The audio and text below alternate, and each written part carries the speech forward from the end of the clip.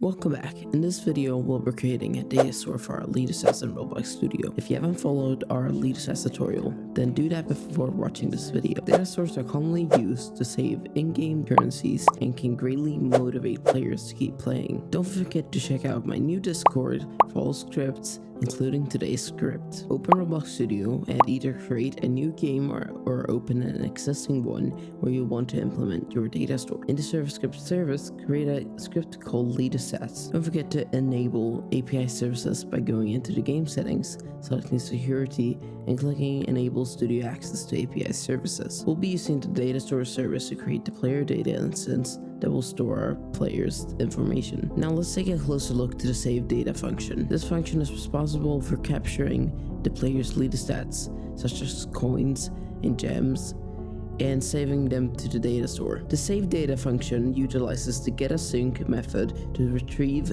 the player's stored data from the data store. If the retrieval is successful and the data exists, we update the LEADERSTATS accordingly. But what happens when a player leaves the game? No need to worry. The player removing event triggers our save data function, ensuring that the player's progress is preserved and even if they leave the game. To take it a step further, we also have the bind to close event that kicks in when the game is about to close.